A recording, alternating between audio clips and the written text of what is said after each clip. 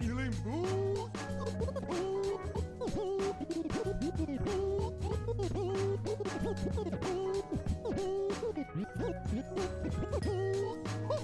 Oh, I like the sound of that. That. Ooh, I must have this track on repeat. Repeat. Oh, you hear that? You hear that? Oh, let's break it down. Oh, let's break it down. Oh, let's break it. Break it.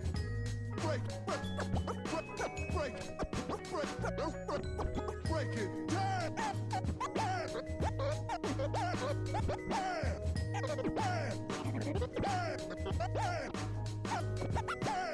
Let's drop the beat. Beat.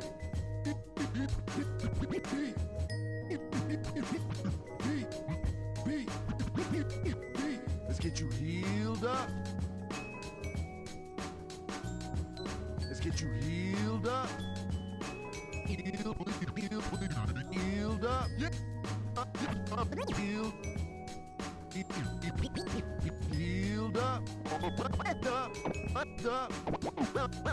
Yeah, let's move it, people.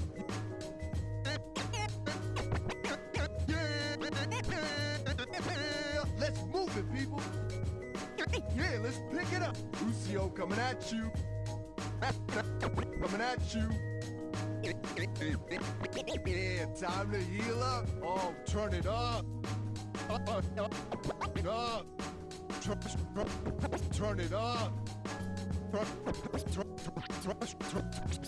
up. Turn it up in my headphones.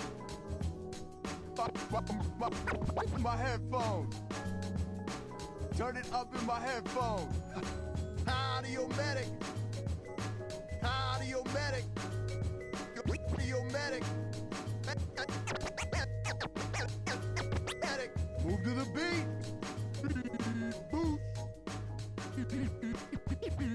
Boost. Oh, this is my jam. Time to accelerate.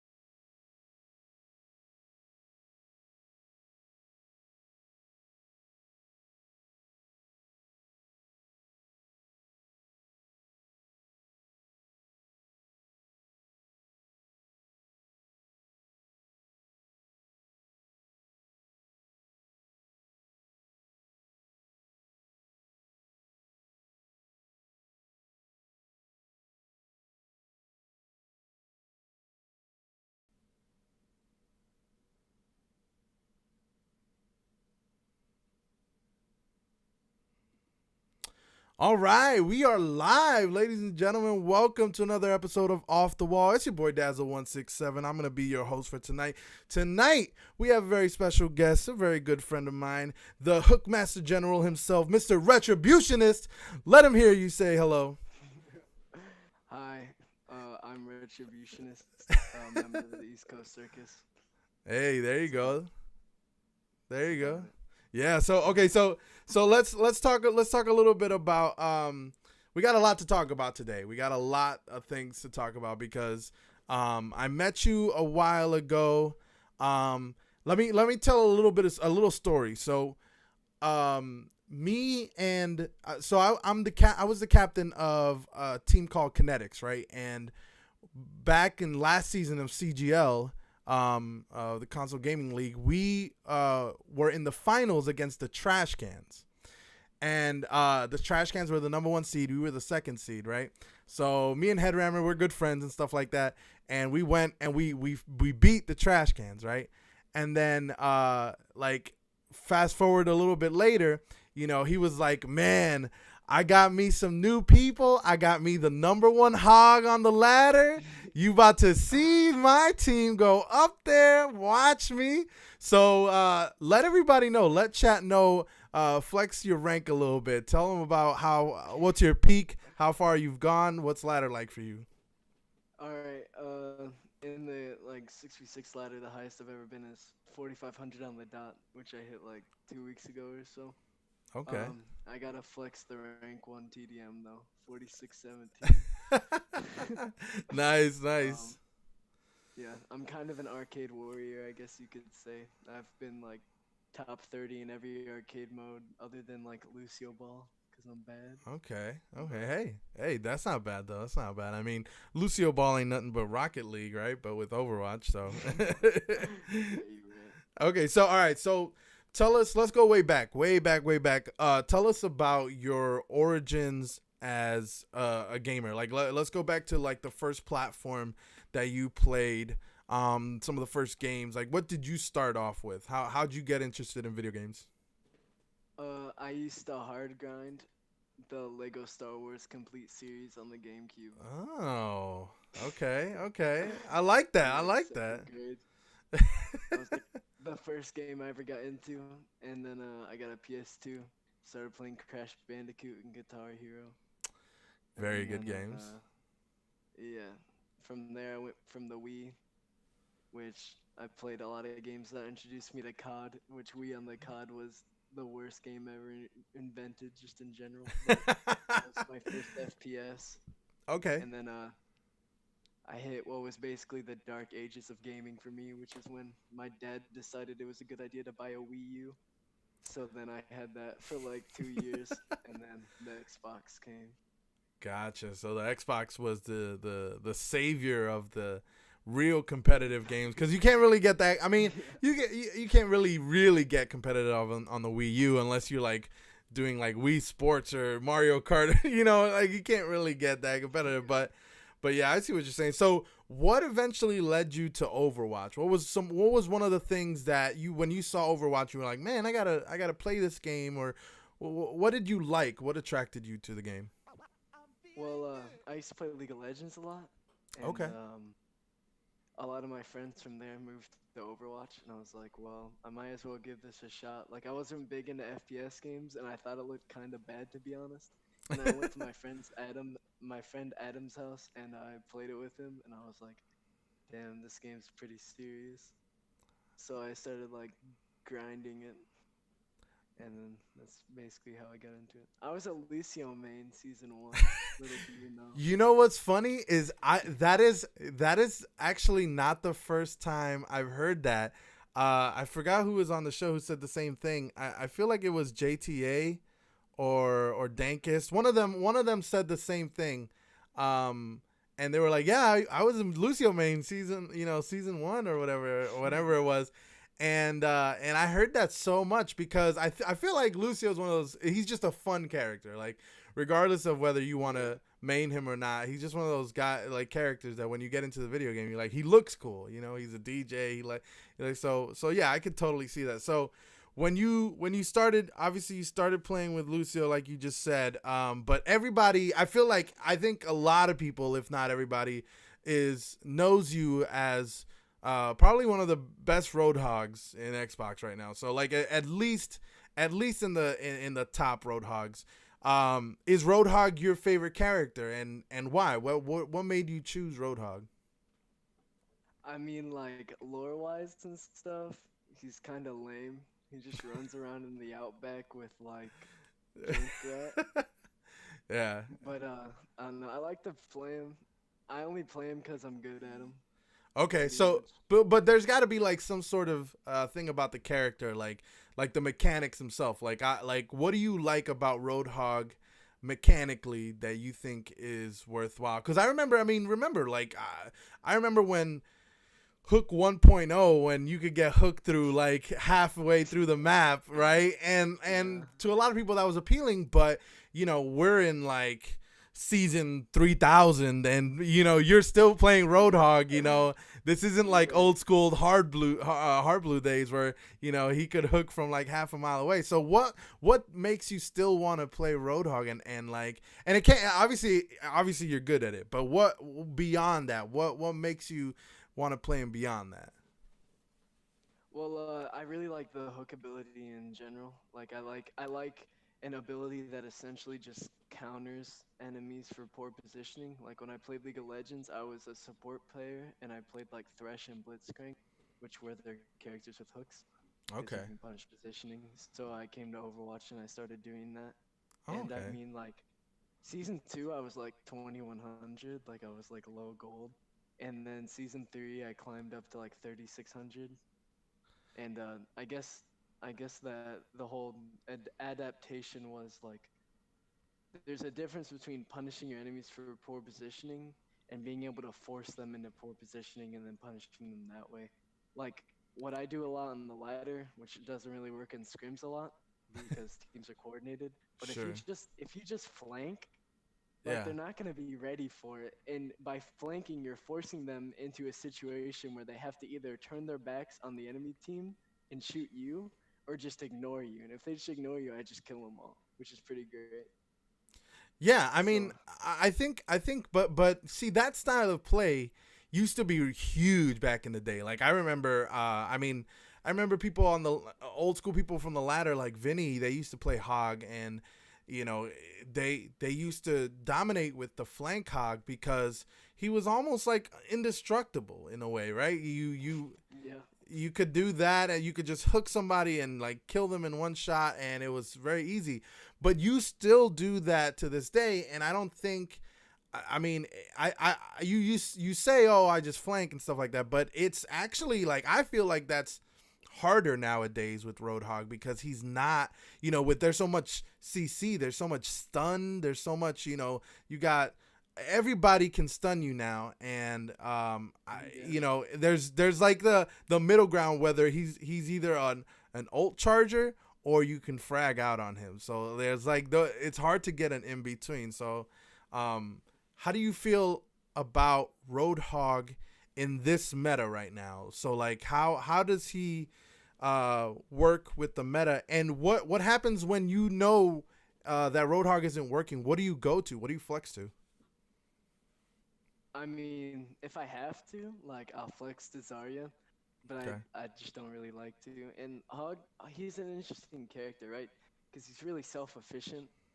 So he might not always be meta, but he's never gonna be like a throw pick, other than like season 5, when they first nerfed him and didn't buff him yet. But Yeah. essentially, the way it works, right? Because your hitbox is so big, you have to be able to get enough value out of what you're doing to counteract how much ults you are charging. Okay. And basically, like when you play Hog a lot, you're able to gauge how much you're like feeding, and you have to play around that. Like if they're not punishing you at all and they're not charging the ults, then you can just flank and kill them. But if they're like watching out for you, if, like a good Ana who sleeps you, or a Reaper or a May, then you might have to play more passive that game. But it's just it's like a game of knowing what to do and when.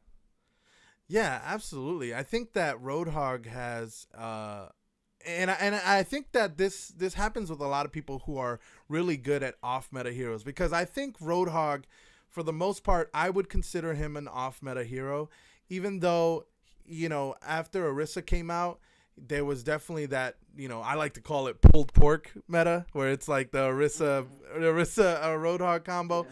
And with that, when that came out, that was actually really good on maps like on some maps like Nepal and Ilios. That those are really good, and even like Numbani and stuff like that.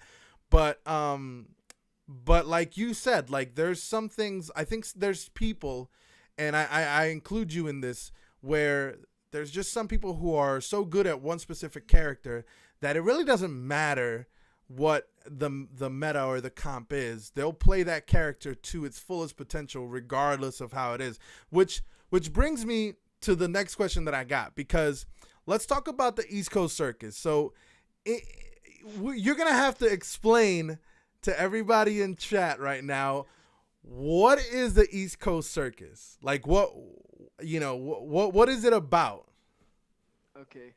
Well, the East Coast Circus, like at its core, when it first started, was essentially just a bunch of like off-meta players, mostly one-tricks, who would get together, play off-meta stuff, and just roll goats with it, which was pretty fun, because everyone likes rolling goats. Absolutely. But I guess we've expanded our doors a lot lately. Like, Okay. we have a lot of people like Pumpkin Pie. He's been in there for a long time. I know him as AJ. He plays like every character in the book other than Mercy and Widow. So yeah, we definitely have some flexers in here, but I don't know. We're more like I don't want to use the word clan, but we're more of a clan on Xbox Overwatch than anything at this point. Yeah, and I think it's interesting too because, when I first heard about the East Coast Circus, it was more like people would get so upset that they would lose to the East Coast Circus because they're like how this is like quick play, but they're beating us, like, but they're rolling us. Like, how is this possible that a bunch of like just weird heroes get together and just off meta heroes for the most part, and just get together and just like, cause okay, so before I actually went and played with the East Coast Circus and stuff like that, I think it was almost like a few days before, I was queuing with some of my friends, and I happened to go against you guys in Numbani. I think it was Numbani. And the next day, I see on Twitter, it's I think it's Traplock. It's got to be because it was a Torb hammer, right? So I think it was I think it was Traplock, and he posted a picture on Twitter of him killing me, Awful Reflexes, and one of my other friends too. And he was and it was all hammer kills, and it was like a 3K with just hammer kills, and maybe like, if it was like a while ago, I would have been upset at that. I would have been like, what, this Torb, like, but I could not stop laughing. And the fact that it was just so, and then after that, I left that group, and I was like, well, I'm just gonna do some solo queues. And then I ended up queuing in with you guys, I think, and then we rolled the group that I was with before. So it's so much fun. And just so chat knows and understands how much fun it is, I have a clip of when I started streaming with the circus. And I was kind of like, at first I was like, this is going to be very interesting because we've played only a few times together, but every single time it seems like I feel like the last time we played, it was like 5 DPSs and me as a Lucio. And and we still won. It was ridiculous. And I did not think we were going to win. I was feeding most of the time, to be fair. So I have no idea. So I'm going to show a clip of this, and we'll see we'll see how it looks from over here. Mind you, there is some cursing here because I don't think you could get through 15 seconds through the East Coast without it being some type of cursing. So check this clip out. Let's see what it looks like. Don't fly. Stop chasing, back up. 10 million fireflies lit up the world. I'm trying to eat my quesadillas. Stop dying, AJ. It's called a quesadilla. I don't care. Well, just hurry up and build. They're all up there. Dude, they're on the flank. Respectable flank, dude. I debated him. Pop Get him. fucked over. Alright, boys, I'm back. All right, so that's the clip. So obviously so in that clip, I had to clip that because it was just so funny. Usually I talk a lot during my streams. Like I try to keep things interesting and I'm talking and I'm like, I do a lot of things. But when I'm with the circus, there is no room to talk. The circus takes over the stream and it's just nonsensical things over and over again. I got to say it's probably one of the funnest times I've had on ladder. And even sometimes when we would lose, it wouldn't be because like I think the times that we lost because somebody DC'd or something like that happened. We didn't lose because we did bad, even though it looked like we were going to do bad. So it was really interesting. So okay, so you guys define yourselves, or I think a lot of people would define you guys as one tricking in the game. So like there's a lot of one tricks, and I've used one trick with the quotation marks because I feel like there's some people that still flex a lot to a lot of different things. But as far as one tricking goes, what do you think the state of one tricks are in Overwatch? Like because a lot of people either hate them or you love them because you are a one trick sometimes. Like so what do you think one tricks is like right now in Overwatch, and what's your perspective on it? Um, I mean, I don't know. There's always gonna be one tricks in every game, and I mean, some of them are really good. Like Kind Joey, he's a god. He's really good. And then other times you have people like Sean Churro, and then you're just like, oh, this game is lost. It really just depends on like how they play. Like it's hard to paint them all with like one brush stroke, I think the phrase is. I So guess yeah, I can see that. it it's kind of it's unhealthy for the game, just to be honest, to have one tricks in a game where it's all about switching. But I mean, if you can make it work, you can make it work. Like back when Mercy was meta, you saw so many Mercy one tricks and they just climb because it was just meta. And that's just how it be sometimes. Yeah, and I guess that makes sense. I mean, I feel see part of me feels like you said, one tricking is it's hard for the game itself because it's such a team game, and if somebody doesn't know how to revolve themselves around your one character, then they either get tilted or they throw or maybe they something happens where they're not happy with the game. So how do you guys in the East Coast circus? Because I'm assuming, I mean, obviously I've seen you six stack, but there's times where you guys duo, trio, quad, whatever you guys can get. How do you deal with other people being salty at this East Coast circus for one tricking or for doing whatever you guys do? I don't know. I always view it as kind of like ignorance. Like I get people like Who Smurf who will just like throw my games because I literally don't play meta heroes. But I mean, it's just whatever. A lot of people just look for reasons to not like people, and I guess us not playing goats is a reason to not like us, even though we still climb.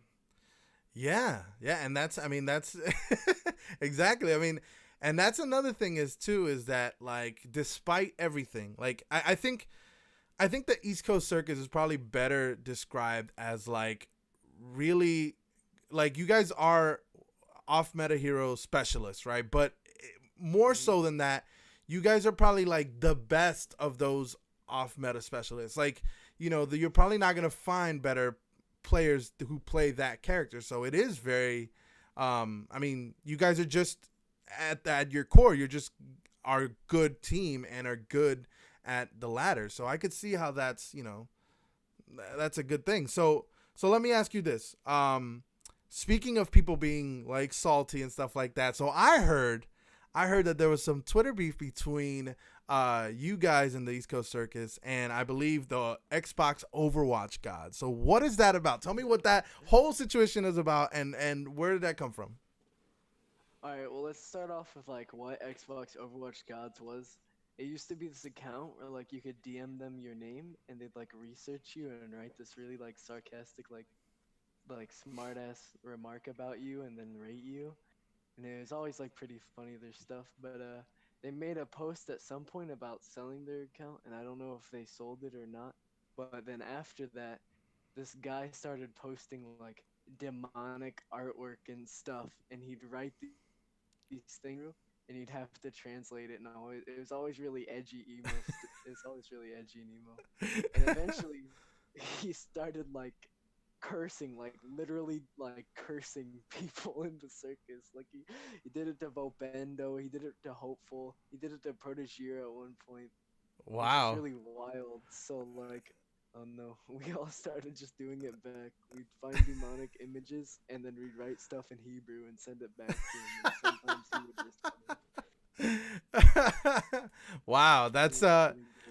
see, but here's the thing too. Like I see, obviously, I mean, if anybody is in the community, and they're part of the community, and they see everything on Twitter, you can see that the community there's obviously people who don't like each other, there's people who do like each other and stuff like that, but I love the fact that there's things like that in the community where you guys don't take that type of stuff too seriously. Like you play around with it, you don't get offended, and you don't get, it's banter basically, and I like that that's part of the community, and I think that's a great thing. But let's round this out to talk about the CGL real quick, because I think this is an interesting thing. I know that when the CGL started getting a little bit bigger, and they got a little bit of money behind the tournament and stuff like that, a lot of high level players started joining in. So tell me about, because I personally know Headrammer. Headrammer is a good friend of mine. So tell me how you got in touch with Headrammer, and how did you personally get into trash cans, and what do you think? What are you trying to expect for this upcoming season? I it was, I know it's not very entertaining how I got in the trash cans. I basically literally just made a Twitter looking for team post, and then I got like 2 or 3 invitations, and then I thought it over, and I was like, I'll just go with the trash cans. Like I don't know a lot of the people on them, but that might make it more interesting, developing new friendships and stuff. Like, I don't know, I play with Evan Vasquez a lot now. I mean, he changed his name and stuff, but I Yeah. didn't really know him other than the fact that he would play Widow on ladder. But Yeah. No, me and Evan Vasquez are very well acquainted. We used to play. We've played ladder before together. We've also, he was also the DPS on the trash cans before, for the finals last season. So we played against each other quite a few times. So definitely that's I know him. So what do you expect? I mean, obviously this is a sort of a newer team you guys are getting together. What are some of the? Tell me how your roster is looking to adapt to what's gonna go on, because now technically Trash Cans is almost. How many East Coast Circus people are on the Trash Cans? Because I know Evan Vasquez is part of the East Coast Circus. got a few. Yeah. We got me, Evan Vasquez, Takeomi, Pumpkin Pie. Um, I think that's about it. But I mean, that's 4 members. Yeah, that's 4 Pretty members. decent amount. Yeah, that's at least what? I mean, that's almost one, not even like 3/4 maybe. Like, so, I mean, not 3/4, like 2/4, like, or 2/2. It's a lot of people for just like, I don't know, depending on how much you have in your roster, like 9 or 10. I don't know how many. I think we have 11. I think Oh, we have 11. only one Okay. slot open. Okay. So that's still a pretty good amount of. So how are you going to bring your expertise into the game, into the scrim environment, to the tournament environment? Because you mentioned before how, on ladder you could play the flank hog and you could get a lot of picks, and you do well doing that. But in scrims it's a lot different. So how do you plan to play your character into this meta or this environment? Alright, well, basically, the difference between ladder and scrims, right? For ladder, if you want to do off meta stuff, you can just do it yourself. Like, you don't really need a team around it. But for off meta stuff, like in a competitive like team based tourney or in a scrim, you need a whole team comp around it. So basically, like if we wanted to play Hog, which I mean I don't know if I'll be playing Hog or just be playing a lot Forest right now because we just picked up Luminous and he's a really good Zarya, but we'll see. We basically you run different kind of comps, like you run counter dive a lot, like Orisa Bastion, that kind of stuff, because Hog fits really well into that. Basically, like the best way to fit Hog into it, if that's what you mean, would be like doing things like counter dive because he's so counter Winston and Diva. It's kind of insane, but No, that makes that would sense. be yeah. Yeah. You can get a lot of cheese in the Tensa tourney in our first game against Odyssey, the Brazilian team. Mm-hmm. We got first point on Volskaya, and I ran into spawn and broke out the circus jet called the Rotisserie. It's Oh. where you go into spawn and you switch to Bastion, and then you go on the moving pads, and I got a 3K. So that was pretty cool. Oh, that does sound cool. Okay. Hey, that's Yeah, something new. I didn't hear that about that before. So that's called the rotisserie, huh? the Rotisserie. Don't do it in the ladder though, 'cause we know how to counter it. Okay, hey, I wouldn't even try to do it. But okay, so that sounds really interesting. That sounds like the type of thing where you have to just basically adapt and stuff like that. But it's cool. I think there's something to be said about those types of off meta comps in tournament environments where the best thing you have going for yourself is that people don't know what they're gonna get into. Like, right? They don't really understand. Like, because they're so used to playing, okay, we're going to have a Ryan's Aria, we're going to have a, whatever the DPS is at the time, and on a Lucio, or whatever the normal thing is at the time. And, that's what they usually play, and then they don't know how to, when you guys go in with a weird comp that, like the circus-like type comp, they don't know what to do. So it is kind of interesting. So, moving to a different topic. When I first met you, it was, I think your gamer tag was Philly Fusion, right? So tell us, obviously you got a Philly Fusion hoodie on, so we could tell that you are a fan. So I got the joggers on too. I don't know if you guys. oh, look at that flexing! He's flexing his OWL gear. Yeah. So he's got. All right, so we know you're a fan. So what made you change from Philly Fusion to Retributionist? Well, like last season, I started climbing because like before that I was like hard stuck 4.2, 4.3k player, and I was I don't know. Once I hit like 4.4 and stuff and started getting into top 50 consistently, I thought it would be better just to change my name from something like to something that wasn't attached to something already in Overwatch. Like that's pretty much my reasoning for changing it. I think that's But I don't good. know. I think that's a good reason, especially since like I feel like the CGL is gonna have some opportunities to get people to get a little more recognized and stuff like that, and I think they're gonna give platform to people that you're gonna be able to see their skills and stuff like that. So it's cool that you are kind of rebranding and making yourself a different name and stuff like that, especially at a good time where people kind of know you, but now when they see clips or stuff like that, and when they see stuff from the CGL, they'll be like, oh, okay, I know him now. I'll remember the name Retributionist, right? Okay, so another funny story I want to talk about because I think it's really interesting as well. Tell us about the legend named Billy Busion. How did that come about? Dude, that was wild. Alright, so Dankus put a post up on Twitter and he was just like, pay us $10 or PayPal me $10 and I'll change my Smurf name to whatever you want.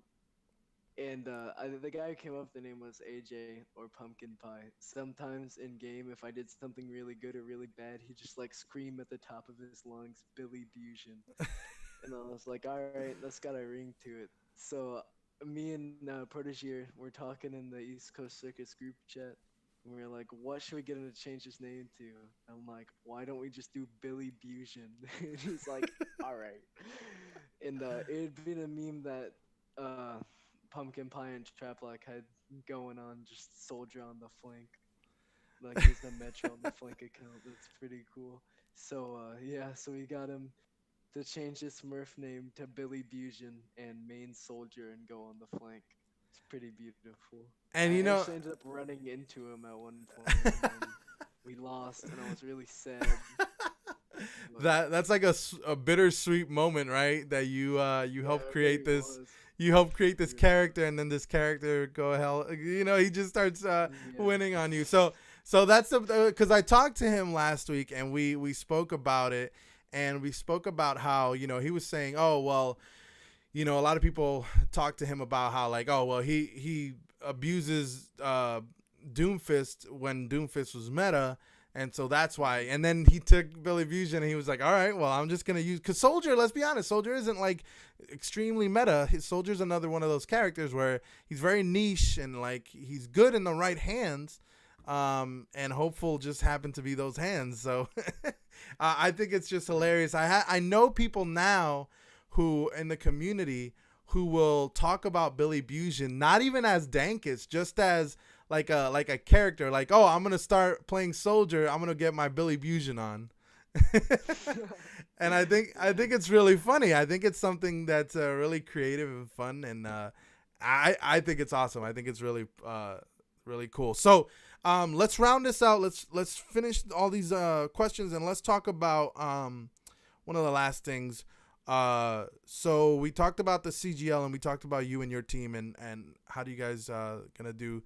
So tell me specifically though, what are your expectations for, like, obviously we have a certain amount of games that you guys can play. What is your expectation? Obviously this is kind of a newer type of team, even though there's still a core of Trash Can that was before, but now with some of the East Coast Circus people, how do you guys think you guys gonna fare against a lot of the top teams, against a lot of the other people? What's the game plan without revealing too much? Obviously, what's the expectation, and what do you feel like how you're gonna do in this tournament? Well, that's kind of a big question. We're still trying to figure some things out, working on our synergy and stuff, because a lot of us hadn't played together before like 2 months ago. Yeah. We're still making pickups, trying to find good free agents that we need. Shout out to any main tanks that need a team, hit me up. Oh, hey, you heard it here first. Yeah, hit him up. That's good. I think we definitely have potential to go far. Like, we could definitely get probably into like maybe top 4, but I think we'll probably, to be a realist, we'll probably stay somewhere in the middle of the pack in the standings, which, I mean, I'm happy with. It'll be my first season in CGL. I'll take it. Oh, shameless plug. I won the CGL Lucio Ball tournament in the summer. I mean, I just thought I'd put that out there. Hey, there you go. That's definitely something to promote, though. I mean, that's something that's for sure. So that's good. That's good. And I feel like those are really good expectations that you have too, because I feel like sometimes people go in with different expectations and stuff like that. But I feel like those are good, and you guys might be, I mean, realistically, you guys might be middle of the pack, but you could be a sleeper pick based on, I mean, I think you guys have factors in your team that are so unique that you might throw a lot of people off. And I think if you bank on those things, you might go a little further than what you think you might go. So I'm excited to see Trash Cans in your tier. I'm excited to see the competition and how it's going to fare around. So if there's anybody in chat that has any questions before we start rounding this out, please write them down. Let us know. I'll ask him over here, and then we'll see what we can talk about. But let's talk about promotion. Where can people find you? Are you streaming? East Coast Circus. Let's talk about where you guys can plug your stuff, and tell me, and let's get it on over here. All right, if I'm gonna plug people, I'm gonna plug my boy Traplock first. He's the guy who introduced me to the circus. He's basically the founder of the circus, the ringleader. The ringleader, there you go. I probably would have quit the game by now if it wasn't for the circus, to be honest. I've been really bored of it. Shout out to I'm Alive, I Swear. He's my e-girl. Shout out to U23U. Go watch him on Twitch. He's funny. Don't watch Traplock on Twitch. He's not funny. My Twitch is Retributionist _OW. Watch me on Twitch. Yeah, I guess that's about it, to be honest. Nice. Alive, I Swear says, why does he look redder than the blood on his hoodie? There you go. I don't know if you guys can see it or not, but it's there. Don't talk about Listen, when you hook that many people, you're bound to get some blood on your hoodie, right? Yeah, as Traplock said right before this interview, I went a little too whole hog. There you go. All right, guys. Well, hey, you listened to it first. We have Retributionist. He talked about some of the stuff that he's expecting for the CGL. We talked about the East Coast Circus. Again, it was a pleasure having you on the show. I love talking to you guys. I love playing with you guys. You guys are so much fun. I think the East Coast Circus is exactly what the community needs. I feel like the East Coast Circus is, I mean, obviously if you go against the East Coast Circus, it's a little disheartening when you get beat that hard, but It's not a lot of fun. it's not a lot of fun. But I feel like when I played with you guys, it was so much fun. It really was. And I know, you know, it's probably some of the most fun I've had playing the game and streaming. You guys are a load of fun. Now, you guys are not PG-13, that's for sure. But but despite that, you guys are awesome to be around. So I'm looking forward to seeing more of the antics from the East Coast Circus and what's going to be happening in the future, especially in the ladder. And we'll see. I'm excited. You're going to have to convince Headrammer to bring some of those East Coast Circus tricks into CGL, because I want to see if somebody can get some really good tricks out there and some good plays of the game and stuff like that, it'll be awesome to see. I think it'll make a really interesting CGL. So definitely look out for that. I hope so. We're trying. Perfect. All right, man. Well, hey, thanks everybody in chat. Thank you everybody for following. Thank you everybody who hosted, and thank you to Mr. Retributionist himself, the Mr. Master Hooker himself. That's a good title. I like that title right there. So thank you everybody, and remember, this is Off the Wall. This is a community podcast for you guys in the community of Xbox Overwatch. If you want to be on the show, message me on Twitter, DM me, let me know what you bring to the table, what you have to say. If you do something interesting, if you're a top performer on the ladder, let me know. We want to have you on the show. We want to make things interesting, so keep an eye out for talent. I'm gonna keep getting more guests. Tomorrow on the show, we're gonna have Nips. Nips is the commissioner, the owner of the Console Gaming League. We're gonna talk to him about some of the stuff that's coming up in this season, and we're gonna have some interesting stuff to talk about. So keep an eye on for that. Follow me on Twitter, on twitter.com/dazzle167 to get notifications on when I go live. And guys, I will see you all tomorrow.